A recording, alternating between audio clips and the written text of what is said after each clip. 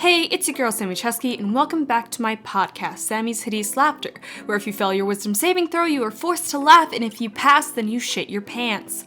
Welcome to the second episode of my podcast. I'm super excited for this. I'm aiming for this episode to be a lot longer and fun, where we just have a cool time and talk and a little bit of a rant that I have planned. So, yeah, get excited for that.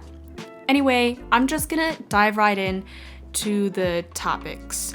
First, I would like to mention that if anything sounds different, I am recording this second episode at my new place. I'm in my new apartment.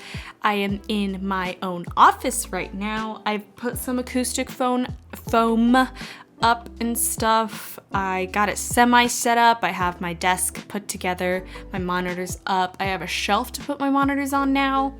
So that's very cool. I have a lot more space, so hopefully I can be pushing out more content a lot faster and better, and I'm super excited. But if the audio sounds kind of weird because this room is still kind of empty, there's only acoustic foam on one side of the room and like 4 pieces next to me right now as I speak. So audio might be a little echoey, might not be like spot on perfect, but you know, life be like that sometimes. But I'm really happy and I'm really excited. I've kind of tried starting to decorate and clean up a bit and get things set up. I plan on putting Pokemon cards and comic books up on my wall as decoration, as well as some paintings I've done and a little peacock canvas that I have that I absolutely adore. So I'm excited for that. I have an entire wall full of acoustic foam that I'm going to use for recording, my green screen setup over there that I can use for recording or photo shoots, which hopefully I will have another photo shoot soon. Sorry, it's been since like April for my last photo shoot, but you know, life be like that sometimes. But anyway, I'm gonna read off some of the topics that I had planned, and my first topic that I wanted to talk about was The Sims. First, The Sims 2 is obviously the best Sims, so I wanted to get that out of the water. Is that? I don't know the saying. But anyway, Sims 2 is the best game. But that's not what I wanted to talk about. I want to talk about the fact that I just figured out how to put custom content into my game, into Sims 4. Like, I've never known. I've always played vanilla Sims. I've never had mods or custom content or anything in any Sims game before. And I've been playing The Sims for 84 years. And it's crazy because I just haven't done anything. And when I figured out how to put in custom content for a long time, I just didn't know how and I didn't bother to try to figure out. But when I figured it out, it changed my world. I keep adding custom content and stuff, although some things have messed up my computer and I've had to clean it, but we don't talk about that. I'm not the smartest human being and I don't claim to be smart, but a lot of the custom content is slightly amazing and I'm really happy and I'm excited, and I know that with my degree, my video game art degree, in which I know how to 3D model and texture, I have plans that once I graduate, I will be creating my own custom content. I think that would be pretty darn cool, and I want to do that very badly. Because there's a lot of things that I want that I can't even find in custom content already created. And I feel like, you know what? Let's put my degree to use and make The Sims 4 custom content. And, you know, that's my plan now. I also plan on making my own video game, but I'm going to talk more about that later, actually. That is one of my planned things, so I won't talk about that much now. But I do really want to make my own custom content and maybe do some free releases or paid releases or anything, because that would be fun and I think it would be a nice hobby to do, especially since I kind of know what to do. My only problem is once I graduate, all of the programs I use now to 3D model and texture things, I will no longer have a license for, so I would have to pay for it myself, and I am a broke child. Well, I'm not a child. I'm 20, but you know, I'm still a broke small girl who has not that much money, because a lot of these programs are expensive. Same with my Adobe products. I won't be able to use my Adobe products after this, and I've loved using Adobe After Effects and Premiere and Illustrator and what's it called, Lightroom. I love using all the Adobe products, but I won't have the Adobe products after I graduate, which sucks. Which sucks giant ass balls. Sucks dick and balls. I apologize for that one. Also, I apologize. I have a drink and I'm drinking it because I'm going to be talking a lot, so might as well have a drink before I die. But anyway, another thing I want to talk about is Cottage Living was released. Right now, for me, it is August 7th, as I'm recording this. Cottage Living was released like July 26th. I don't know. I'm probably totally off. But I want it so bad. But of course, I can't afford it. Well, I technically can, but I don't have like the actual money to do so because that'd suck. Because life is expensive. But I really want Cottage Living. It looks so fun. A lot of the stuff looks so cute. And I'm so excited with custom content that might come with it. And I love the things that you can do. And I just want to make a cute little farm girl with their cottagecore living life. And it just sounds so amazing. And I want it so bad. I've been watching Plumbella play it a lot. She's been playing it quite a bit. So she had like a pre-release thing, so it wasn't like the complete pack just yet until it was released, and then she had everything that came with the release.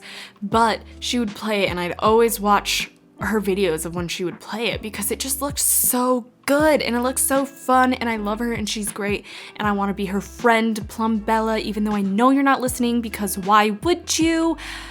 I love you and I want you to do the best in life, and I really hope everything's going well, you're relaxing, you're doing good and all that. And also we should, like, I don't know, play The Sims together or something sometime, or even another game, who knows, we can just like chill.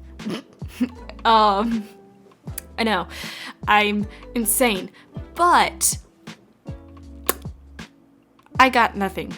But I'm still really excited because I really want Cottage Living. I keep watching things about it, and I just really think it'd be fun to have. So hopefully if I get any spare money sometime in the future, that would be pretty epic to get Cottage Living, and then maybe I can stream it or something, stream myself playing it, because I love playing The Sims and I love streaming The Sims.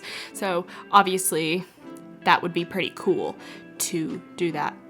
Also, I don't know if I've mentioned this before, but since we're on the topic of The Sims, I did get a Sims tattoo back in May. I have it behind my ear, like on my head.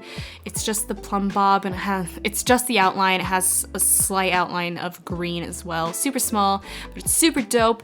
I got it with my best friend. I have one on my ear, and she got a plumb bob on her arm, but hers is shaded and like cool looking and stuff. Mine is super simple, super simplistic, because I really like simple tattoos. Even though I do want some more that are a little complex, I still want them to be mostly just line art, because I'm not the biggest fan of like colored tattoos, at least on myself. I think it looks really good on other people, but for myself, I think I'd prefer just some simplistic line art, and if it is a bit complex, still just line art and not as much high detail that might be needed in something. But yeah, I think that's about all that I have to talk about The Sims. If I talk more about it, I'm just going to be talking about, you know what, actually, I was going to say I'm just going to be talking about the custom content that I've downloaded, but you know what, I am going to talk about that because it's literally cute. You know that strawberry dress phase that everyone was like excited about? Yeah, I got that downloaded because that dress is so cute and I want it in real life, but I'm pretty sure it's like really expensive And if I can't afford a $40 expansion pack for The Sims, I doubt I can afford that dress. I also got these shoes downloaded that they're platforms because I absolutely love platforms. If you've seen pictures of me or my medicine music video on my main channel, Sammy, you should check it out if you haven't. But anyway, I love platforms. I love platform shoes. And so I downloaded some for my Sims game because I have like my Sim self on it and I want her to look cute and amazing, and she looks better than me, which sucks because I wish I was her. But anyway, I say but a lot. Please just bear with me. I'm new to this. I'm just rambling. But anyway, I got her some platforms and a lot of platform shoes. I definitely got her some like sneaker platforms because I think they are good like casual things. And then I also got her platforms that were based on Wire U shoes, an actual shoe brand that makes amazing platforms. I do have a couple of their platforms that are just comfortable, nice, and I like them a lot. I've actually plan on my next photo shoot using a pair of one of their shoes for it. Amazing platforms. I love them. So I got shoes for custom content that was like inspired by some of their shoes. It's basically their shoes, but definitely not the same designs. I also got some rings and dresses and different hairs. I was trying to get a lot of like split dye hairs because right now I have part like white, part black, although it's faded and blended together, so it's part light blue and part dark blue. But I've been trying to find a lot of split hair dyes that are done like that on my Sim.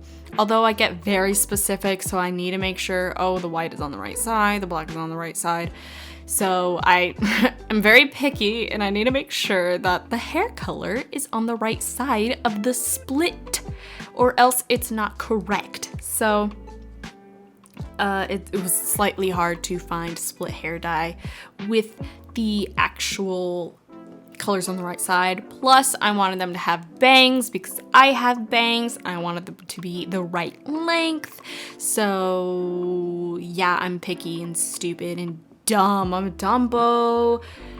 But I put in the effort anyway, and the stuff that I found was actually really nice and really cute, and I've really liked it. I've also gotten some like eyelashes because in The Sims, if your eyes do have lashes on it, they're just a thick bar.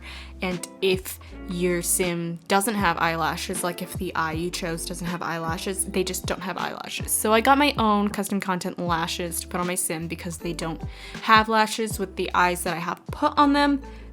And I love them. I love them. They remind me of some of the false lashes I have. Chef's kiss. Just beautiful. Just great. Just fabulous. Fantasticoso. So that's been gorgeous. I got some cute blushes. How I do my blush, which is on the cheekbones and then over the nose or tip of the nose and stuff. I really like that style. I got stuff with little heart stamps and piercings. I got piercings so I can put like a nose ring on me. I got some cute lipsticks and lip designs. Also these eyes, because the generic Sims 4 eyes, aren't terrible, but these eyes that came with a makeup pack I got are super cute and a lot more like not super realistic, but like just has so much detail that it's just gorgeous. And so I always put those on my Sims because it makes them look 10 times better. So I think that's about all the custom content I have right now.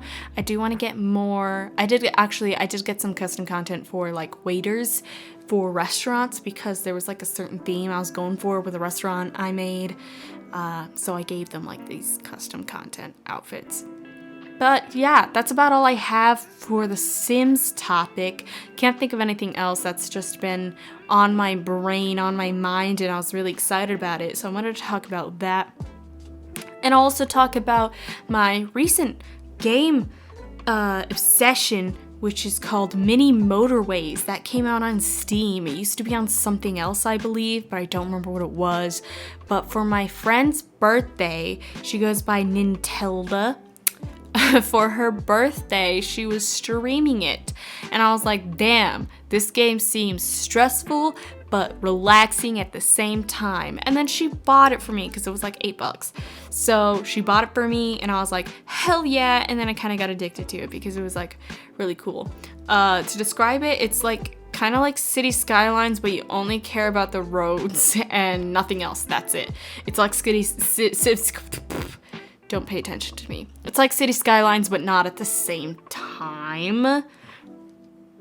Kind of, but you basically just build roads. You have to make sure cars can get from their house to like a mall in a reasonable amount of time because it is timed.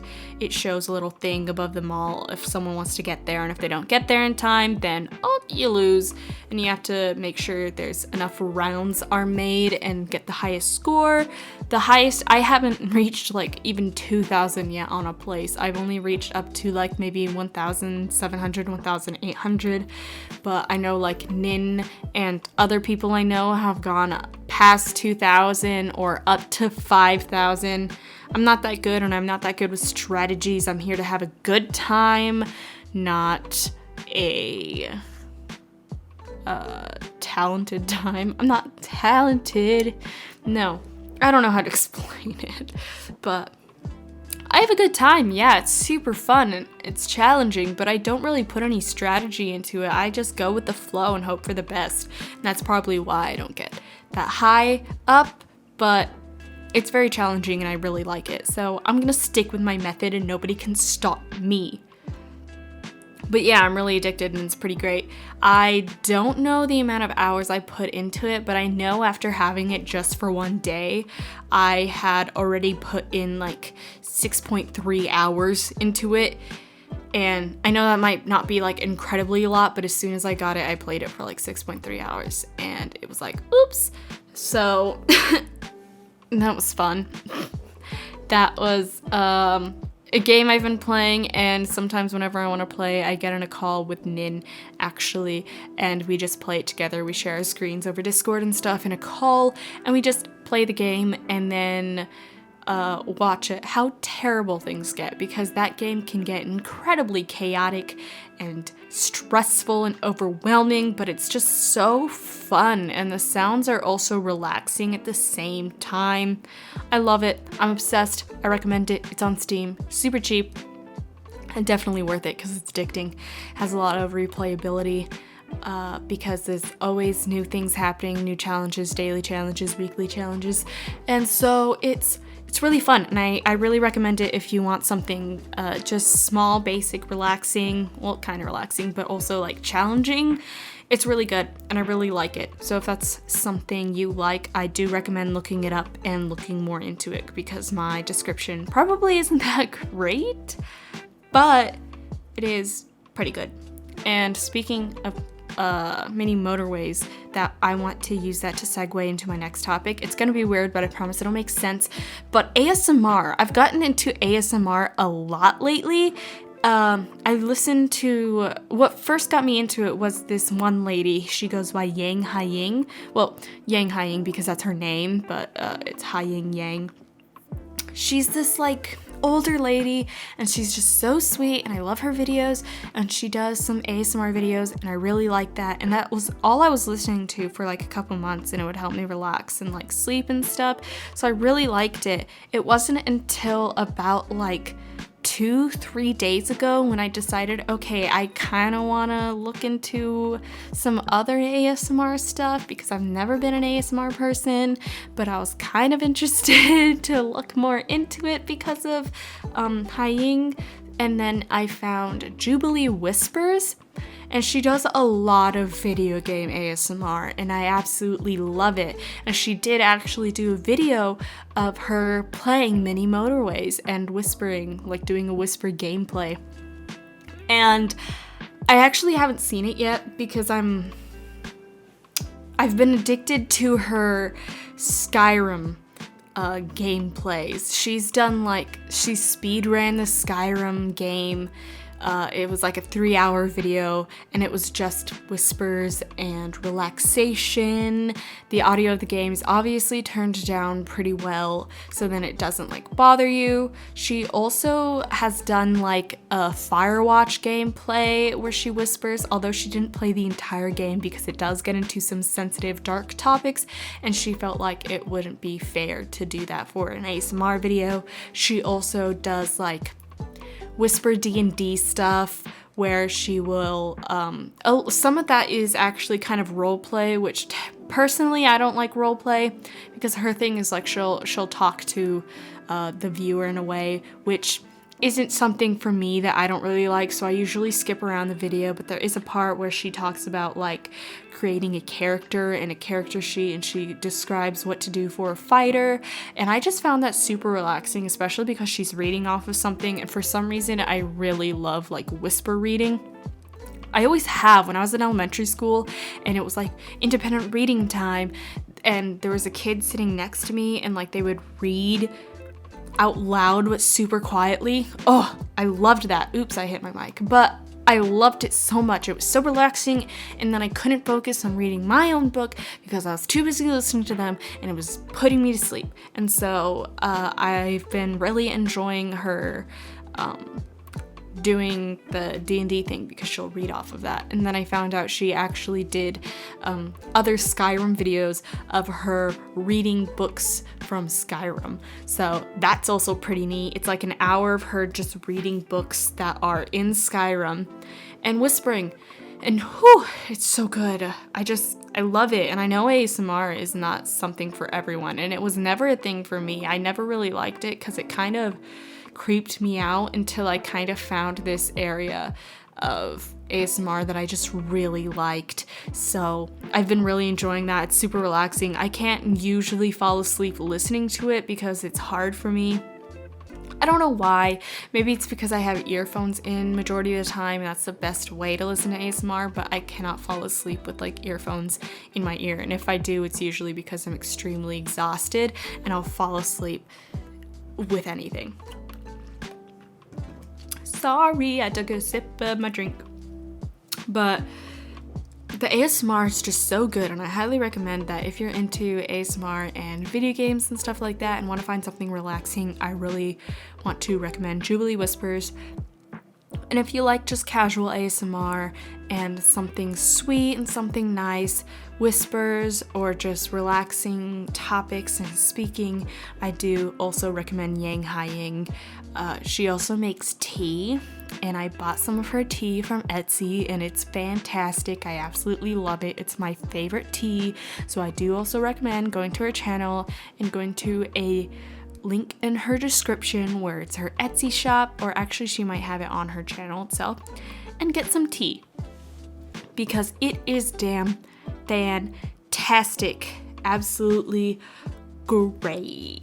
You know, like Tony the Tiger great. Something else I've actually been super addicted to have been horror games. I don't like playing horror games at all, but I've been addicted to watching people play horror games. But obviously I'll have it like on a screen and then have another tab, usually like Discord or something, covering half of the screen. So usually I can only see like the face cam of the person playing, which usually is actually just like Markiplier, Gab Smolders. I've just been watching their horror game plays, games, Markiplier's 3 Scary Games series and stuff. And Gab Smolders play some longer games, or not necessarily longer games, but her videos are longer because they're usually from like her streams and stuff, so they're very minimally edited.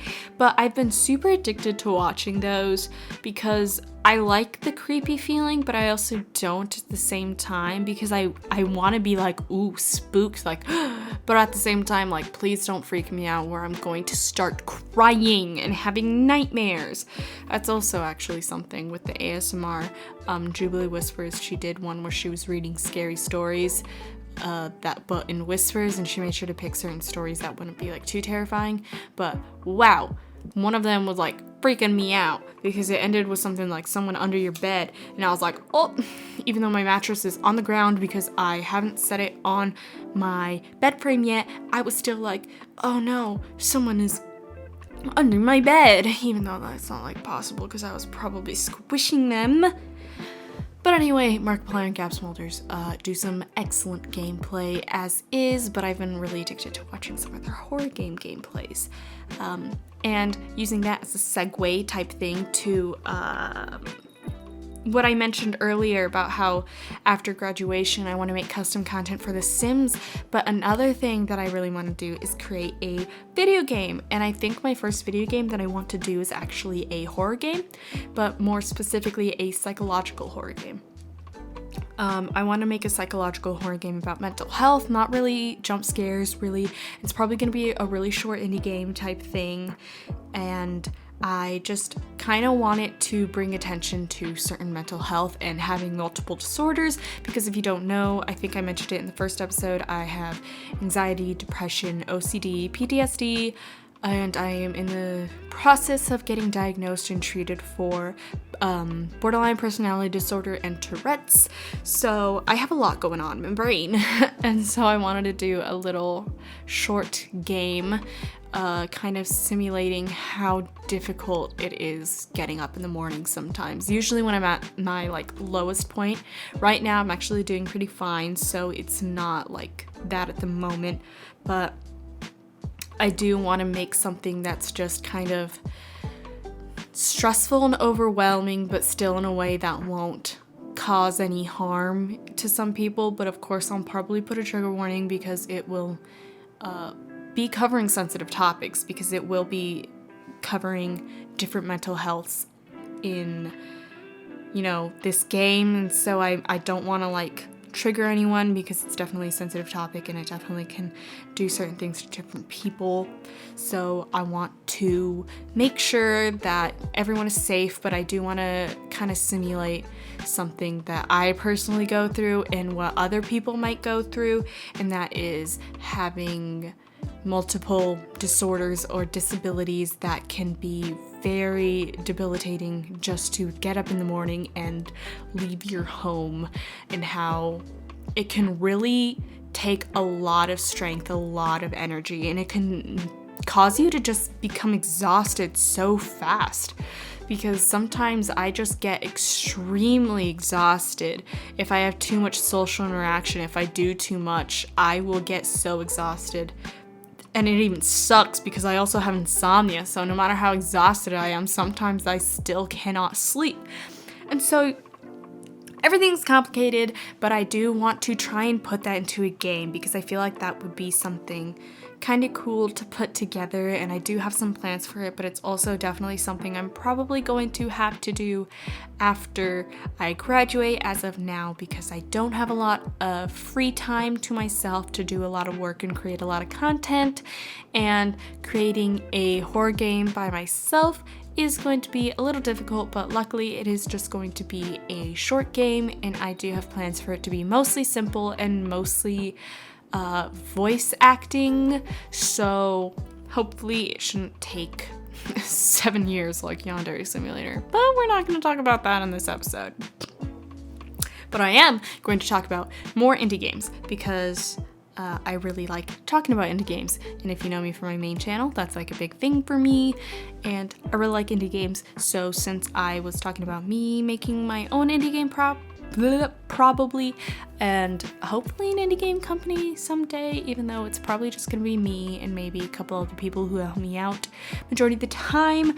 But I do want to talk about indie games that inspire me, that have made me want to create my own game, and those are definitely Castle Crashers, Franbo, and I believe it's pronounced Gris, because it's Spanish, I'm pretty sure. But the games really inspire me because I want to become my own indie developer, and if it wasn't for those games, it probably wouldn't have put me in this position of what I want to do in the future. I probably wouldn't be majoring in video game art if it wasn't for some of these games. But definitely Franbo has kind of inspired me slightly with the whole psychological horror idea, because Franbo in my opinion, can kind of be like this weird psychological horror thing because it really puts you on this trip that is strange. But Castle Crashers is definitely more lighthearted, that I haven't really thought of something super lighthearted yet for a video game, at least in my brain. And I would love to create a game like Gris because it's just so heartfelt, and that game literally made me cry. I was bawling my eyes out, and it sucked because I also did that on stream. I finished the game on stream and then I started crying, and then I had to take a break to stop crying, and then I continued to talk about the game on stream. Sorry, took a sip. I'm gonna keep apologizing every time because I don't want to edit too much. And so, yeah, I'm just gonna keep it in, and you're gonna have to deal with it. Because I'm mean. I'm the villain of this story. This is my Joker uprising. But, yeah, I'm hoping to become my own indie developer kind of someday. My plans with that, though, are to hopefully move to Australia and then kind of start my indie business type thing. So, because Australia is where I want to go to settle down. I don't really like America that much, and I'm not saying Australia is like going to be 10 times better, but I've just had that idea since I was in 8th grade, since I was around 13, and I've just kind of decided, you know what? Why not? Let's go for it. Fuck it. And so I am gonna do that and all that jazz. So my plan is to go to Australia before really starting and making bigger things, especially since I want to go, if I want to have someone help me like with coding or something, I definitely want it to be maybe with someone who is closer around me. So if I'm not gonna stay in America, I don't want to find someone who is staying in America to help work with me. So I don't plan on like really doing a business type thing or starting anything super professionally until I make that move, and I do want to still stay pretty small just for comfort, because it's comfortable for me, and I feel like it can help make more comfortable games, especially to whoever's playing the games. I feel like indie games are just more comfortable to play and get into because of how small development ones. I don't know if that really makes sense, but you know, there's me trying to explain it. There is actually another thing I do want to bring up with indie games is this kind of just popped up on my Google like recommended things, and it's the most important indie games of every year since 2008. And when I saw that, I'm like, you know what? I want to look at it. I want to see if any of my favorite indie games are on there, which I don't think Castle Crashers or Franbo or Gris will be on there, solely for the fact that I don't think they're actually that popular to my knowledge to where because I didn't see them like everywhere as much as some other games, so I don't think those are going to be on there. But if there's any other indie games that I really loved, then that would be pretty epic, and I'll probably talk about them if I see them. But I just wanted to see some indie game stuff. Oh my gosh, wow. The first thing I see here, several successful indie games were released prior to 2008, including Cave Story and Alien Hominid, which Alien Hominid is by the same developers who made Castle Crashers. And then it says, but 2008 was the year that kicked them into the mainstream. Games like Braid and Castle Crashers spurred on Xbox's Summer of Arcade promotion, began to normalize the idea of purchasing small downloadable games over larger ones sold on disc. Now, I just mentioned that I was probably not going to see any of them, but hey, Alien Hominid and Castle Crashers, that's pretty epic, and I remember Braid. So 2016 saw the release of No Man's Sky, The Witness, and Inside, all significant indie games that pushed the boundaries of their genres. I want to see the list. Most important indie game of 2008, they say, is Braid. I think that's how you pronounce it. If I'm pronouncing it wrong, that would be awkward. Braid is the indie classic that arguably started the meteoric rise of the genre. Developer Number None managed to create a game that blended intricate puzzles and a complex story in a way that felt fresh. The story sees the player going to save a princess, however, the twist ending reveals that when rewinding the journey, the player had actually been the pursuer and the knight was the one saving the princess. This directly challenged the idea that players always control the hero in a new way. In a now archived post about Braid's success, developer Jonathan Blow states that Braid was the second highest selling Xbox Live Arcade game in 2008, and that success brought more attention to what indie games had to offer. You know what? That makes me really happy. I want indie games to get more attention. I feel like they deserve so much more. But indie games kind of get brushed off because they're usually not seen as amazing because they don't have these amazing graphics. Like, one thing, I had a friend in elementary school when Minecraft first came out, and he didn't like it and he didn't want to play it because the graphics are terrible. And you know what? That's a stupid way of thinking. I hate that. Oh, speaking of that, most important indie game of 2009, Minecraft. Minecraft seemingly took no time at all to establish itself as something special. The mechanics were accessible and nuanced. Its simplistic art design quickly became iconic, and Minecraft's truly open world let players both escape from the real world and create their own. It was a game that became attractive to all ages, especially to those who grew up with Lego and had a fascination with building.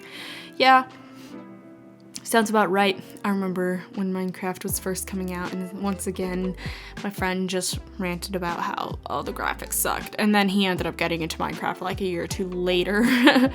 There's some more stuff about Minecraft here, but I don't want to read like the entirety of the article. If you want to read it yourself, it's on Screen Rant. But it does mention here in 2019, Minecraft was a top contender for Game of the Decade and remains the best-selling game of all time so far. Most important indie game of 2010, Super Meat Boy. I actually never played Super Meat Boy, but I heard it was really good. This year saw the release of Amnesia: The Dark Descent, which played a huge role in revitalizing the horror genre as well as raising multiple Let's Play YouTubers to stardom, such as Felix Schellberg, better known as PewDiePie. However, the brutally hard platformer Super Meat Boy not only revitalized its genre and gained some mainstream recognition through YouTube channels like Kids React, but it also started to bring more mainstream attention to the speedrunning community and established extreme momentum and precision as staple mechanics which can still be seen in contemporary platformers like Celeste and Ghost Runner. Oh, that's interesting. I've never played Super Meat Boy, but I know people who really liked it, and you know what? That's pretty darn interesting. I really like that. Most important indie game of 2011, The Binding of Isaac. I used to really like Binding of Isaac. One of Super Meat Boy's developers, Edmund McMillan, released an equally important title the following year named The Binding of Isaac. This game is special because of the way it blends genres and uses their design to tell its dark story. The Binding of Isaac is first and foremost a danger-filled Zelda-style dungeon crawler, and it uses the identity as a metaphor for Isaac's struggle with mental health. It also embraces roguelike mechanics that, while not the focus of The Binding of Isaac, introduced the idea to younger audiences that would come to popularize the genre in later years. I remember I did a painting once in, I think 2016. It was a painting, it was kind of a collage, and I drew Isaac in it, and I painted, I mixed paints and made a specific blue that I saved and specifically called it Isaac's Tears, and that was the color that I created, and so I just used it whenever I was painting him, and I called it Isaac's Tears, and so I just go back to that. Most important indie game of 2012, Hotline Miami. I remember Hotline Miami. That was a cool game. I don't think I ever played it though, but I watched other people play it. Hotline Miami is a prime example of providing a fresh experience to a known formula by using its bold aesthetic to emphasize the gameplay. The bright neon lights, fast movement, and excellent soundtrack slam players with a wave of adrenaline, which feeds back into the high-octane action of the gameplay. Its dedication to the aesthetic of 1980s America also provided an introspective look into the ultraviolence that permeated pop culture at the time. It's that blend of tight and memorable gameplay with a nuanced commentary on its subject matter that made it so special and inspired a wave of 80s inspired games. I like that. I don't have much to say about Hotline Miami, just specifically for the fact that I don't remember much about it, and I never really did play it, but I do remember it was pretty appealing to the eyes. Most important indie game of 2013, The Stanley Parable. That came out in 2013? Why did I feel like that came out later, like maybe 2015 or something? But I do know about The Stanley Parable. I've seen a lot of YouTubers play it. The Stanley Parable is all about challenging the mores of gaming. The player is given instruction by the narrator, however, they are also encouraged to make their own decisions even though they have no free will. The Stanley Parable managed to put the limitations of games on display in a way that inspired both designers and players to rethink how games can be made. The effects of this can be seen in future indies like Superliminal and event parts of AAA games like Ellie's Break, from established mechanics to watch the giraffes in The Last of Us. I didn't know that, but that's super cool. I really like The Stanley Parable. It was like a big, brain blast. But it was super fun. Again, I had never played it. I only watched, YouTubers play it. I think Jacksepticeye and Call Me Kevin played it. Maybe, or did they only play Superliminal? It's something like that, but I did watch people play this game, and I thought it was really cool, but it was way too big brain for my small brain. But I feel like that came out in 2015, not 2013. Why does it seem like that's so early? Most important indie game of 2014, Shovel Knight. Shovel Knight brought the action platformer into the modern day. It refreshed the genre by embracing the games that came before it, such as Mega Man and even Super Meat Boy. With its precise platforming and movement mechanics, what made it really stand out was its art style. The vibrant colors and iconic character designs would make a significant impact on the gaming community, and Shovel Knight started showing up in other games like Super Smash Bros. Ultimate. You know what? Shovel Knight is also another game I haven't played. It's really weird because I'm so fascinated in indie games, and I know all of these games, but a lot of them I just haven't actually played myself. I watch other people play it, and then due to the fact that I kind of know what happens, I don't end up getting the interest in playing it myself, which is probably extremely stupid and dumb, but I've noticed I do that a lot. So I haven't played Shovel Knight before, but I've seen people play, and I have seen very good reviews about it. And I think it's very pretty as well. Most important game of 2015, Undertale. Undertale's a game I have played. It's also fantastic. Okay, what does it say? Undertale is in a similar position to Minecraft in that it's become a cultural phenomenon. The 2D RPG takes the conventions of the genre and completely flips them on their heads, highlighting the biases players have developed over the years. For instance, players have been conditioned to fight enemies, but Undertale makes a point of showcasing the emotions and motivations of each enemy to encourage a more peaceful solutions. It's mechanics like these, alongside Undertale's memorable cast and pixel art, that made it such a beloved game. Like Minecraft, it's a title that redefined a genre and challenged the expectations of what gaming experiences could offer. Fun fact, when I was with my shithead of a boyfriend, I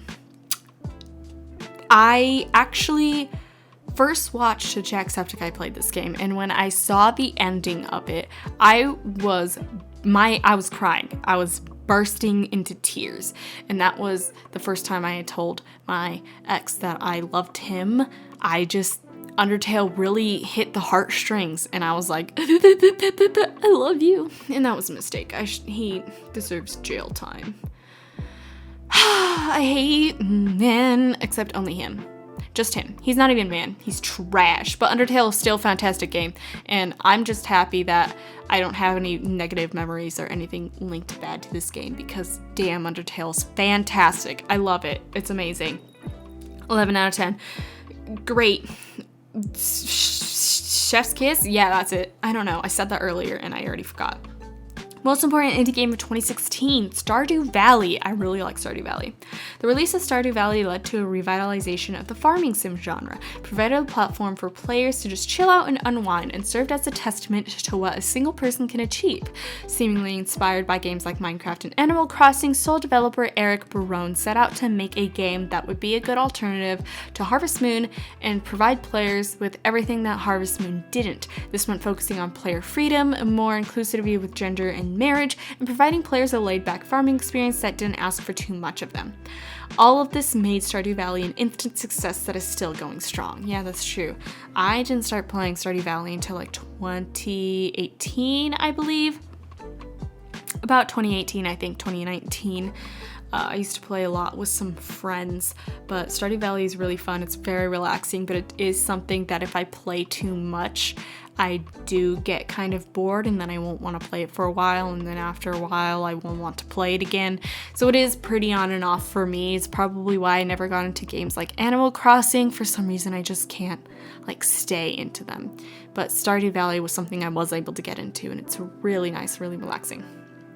Most important game of 2017, PUBG. For some reason, I felt like PUBG would have come out a lot earlier than 2017. Like how I didn't know that the Stanley Parable came out in 2013. I would assume that like PUBG was like 2014, 2015, but I guess it's 2017. Well, not the first of its kind, PUBG as PlayerUnknown's Battlegrounds has become popularly known, if I can speak, brought the Battle Royale genre to the forefront. It featured a huge map littered with weapons, gear, vehicles, and everything else that players would need to duke it out until one remained. While games like Fortnite, Apex Legends, and Call of Duty Warzone would come to be the faces of the genre, PUBG is the game that truly started the trend. That is very correct. Most important indie game of 2018, Frostpunk. Weirdly enough, the first indie game that I have not heard of on this list. Like 2010, this year saw significant releases such as Celeste, which balanced ultra-difficult platforming with difficulty adjustments options and showed that platformers have the ability to tell a beautiful story about identity and mental health with nuance and respect. Frostpunk, however, released without as much attention, even though it elevated the city-building genre to new and more complex heights. Frostpunk takes the experience of the totalitarian border inspector simulator Papers, Please slaps hard, and supplies it to running an entire city in which the survival of hundreds is on the line, and the biggest hurdle to success is the player's morality and sacrifices they are and aren't willing to make. Both of these releases act as reminders that video games are fully capable of being art that tackle difficult subjects and to do so with care. That actually sounds pretty dope, and it's probably something I want to look into and play. But I actually, weirdly enough, haven't heard of it before. And it was 2018. But I do want to look into that, actually. That seems really, really cool. Most important indie game of 2019, Disco Elysium, which I have kind of somewhat heard of, but also never really played or actually looked into. I just kind of heard the name around.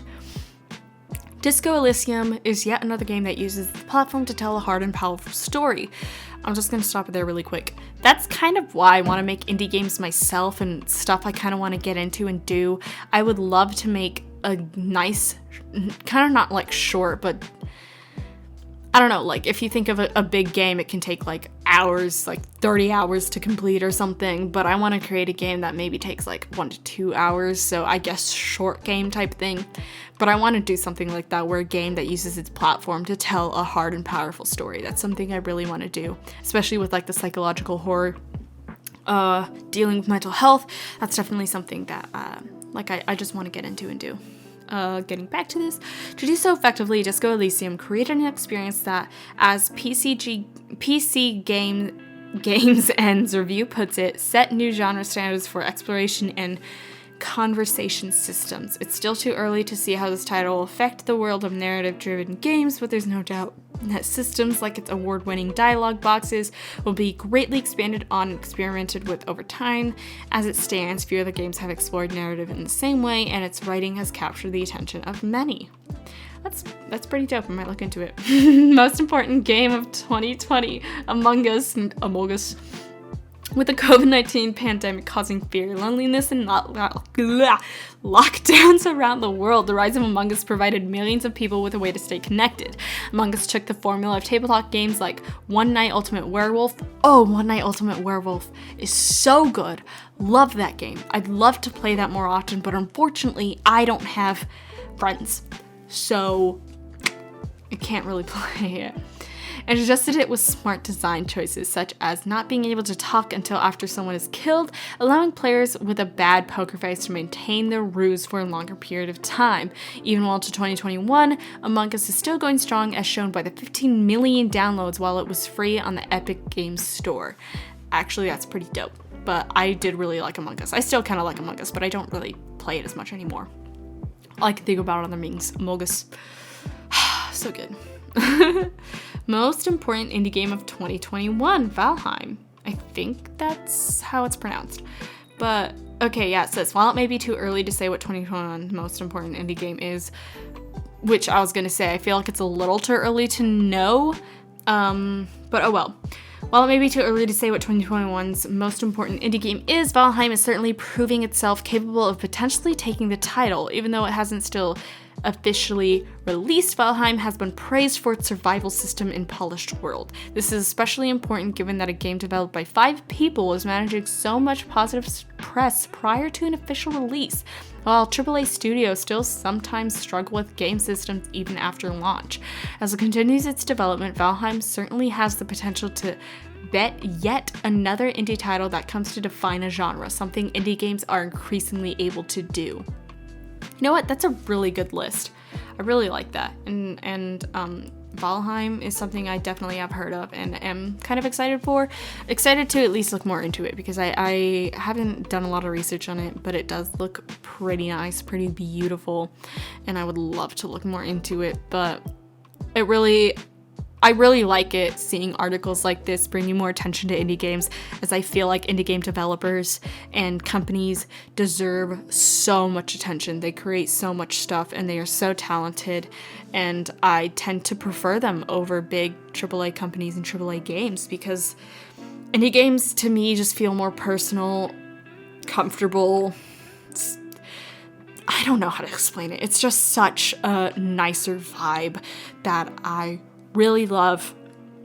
So I'm really excited that something like this, and I do like how an indie title that comes to define a genre, something indie games are increasingly able to do, which makes me so happy knowing that indie games can do that, where they can just like increasingly change genres and be so insanely powerful to important subjects or just the video game industry itself. And especially with everything happening with Activision and Blizzard, I am especially looking forward to supporting more indie games as well as becoming an indie game developer myself. Which I would talk more about Activision and Blizzard, but it is about time for me to end this episode. Plus, I do plan on actually making a video about it on my main channel where I talk about the sexism in the video game industry, as well as talking about Activision and Blizzard in that video. So I chose to not focus on it too much in this video since I don't want to spoil anything for my video, as well as I want to make sure there is still content in that video. But I am really excited to see what more indie games can make. And as said previously, I'm going to be ending. So I don't really know what to do for an outro. I forgot what I did in the first video. I don't know if I had some sort of outro there. Video. Episode. Sorry. I'm still not used to this podcast thing. But I do just want to say thank you for listening. If you're streaming this on a streaming service like Spotify or iTunes or something, depends on what I can get this podcast on. Thank you for listening. Please, keep up, leave good reviews, all of that. And if you're on YouTube listening, go ahead, leave a comment, subscribe, like the video, let me know your opinions on all that good stuff. Comment down below suggestions for maybe guests I should have on, topics I should talk about or look into, different stuff like that, what you enjoyed most about this episode. Even then, you can also tweet it at me, just telling me opinions and stuff. I'd love to hear. I'm always open to stuff like that. So yeah, thank you for listening. If you stayed here the whole time, I hope you enjoy, and hopefully I will see you in the next episode. I guess I'll just leave the outro with my main channel until I figure out what to do for this. And that is thank you for listening, not watching, listening. and adios, muchachos.